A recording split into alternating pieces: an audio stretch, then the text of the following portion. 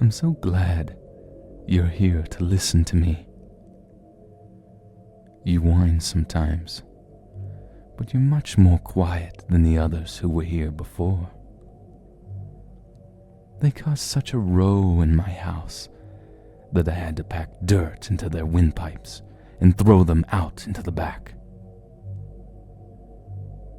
Even then, they wouldn't stop their gasping and bloody sobbing. The way you stare at me is a bit unsettling, though. Your eyes are red, and they must be burning from keeping them open for so long. You look angry. Could you just close your eyes for a second?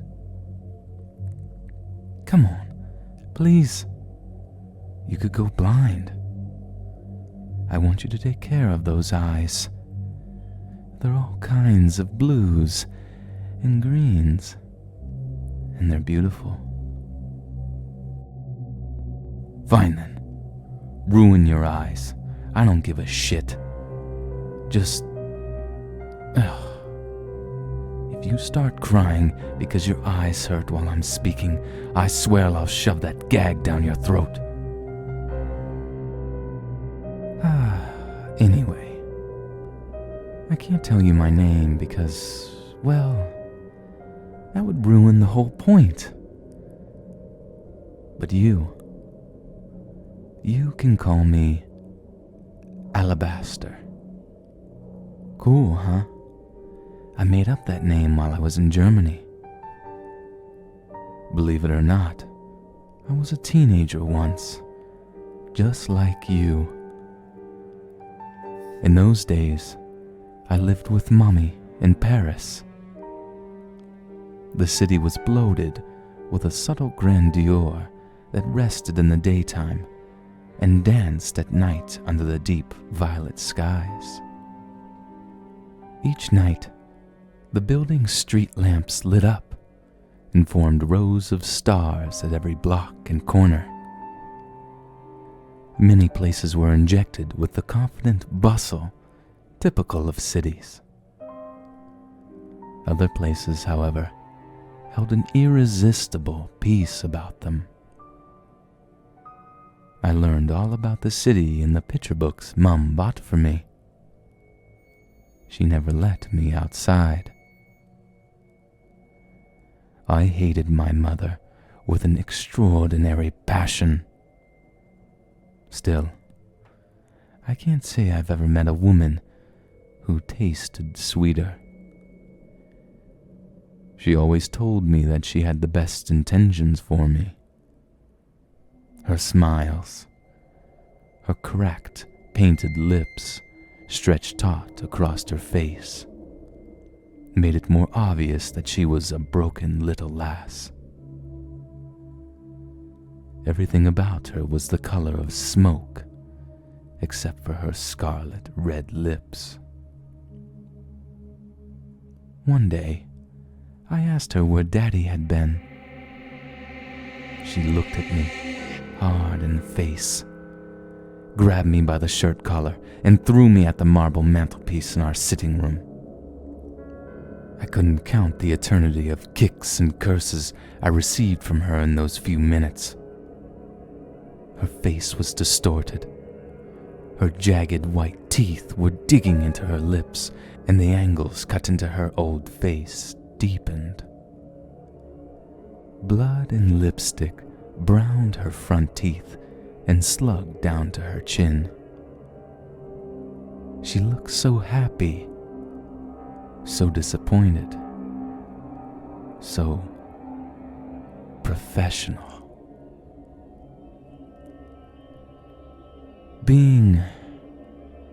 Feeling weak is a terrible, terrible thing. Lying in my bed, staring into the darkness of my room wouldn't stop the retching of my heavy heart. A strange ache infested my eyes, and a warm, moist, stinging sensation blurred them. I took a sample of the streaming liquid with my fingertips and tasted it. It tasted like salt. My eyes clouded even more, and my stomach turned over at the taste. It was all of the humiliation of this suffocated world cramped into a clear 1 millimeter jar known as a tear. It made me absolutely sick. I held in my screams and ran as quickly as I could into the kitchen. I had to see more of the dark stuff that came out of my mom's lips. It made her look stronger and marked me to let her know that she had dominated my entire being. I took a knife from a drawer and tiptoed to her bedroom. Empty brown bottles were scattered about the floor and the table by her bed. Half of her body was on the bed, while the other half drooped on the side. Her eyes drifted as her head reeled back and forth between dreamy waves and the yellowed ceiling. I approached the limp body and raised the knife. "What do you want, kid?" she spat out. I started where she had kicked me. The knife came down her left side and ripped through her flesh past the rib cage. Her eyes widened ever so slightly, and a gasp escaped her red lips. It sustained itself for a bit until she finally settled back into her drunken, never-ending dreams. I hold out her chest, waiting for some of that beautiful red to splash right against my face. Nothing. Either the alcohol slowed her blood down, or the wench was already withering away. When I stabbed her neck, a nice river of it bloomed all over her bed sheets. I leaned into her neck and took a modest lick. The scent of hers pervaded my entire mouth, and it filled it with a pleasant, bitter taste. I soon learned that it was called blood. Blood is my reason and guardian from vile, salty tears. It's why you're here with me today, mein Freund. I've never taken blood from someone with such pretty eyes. And what?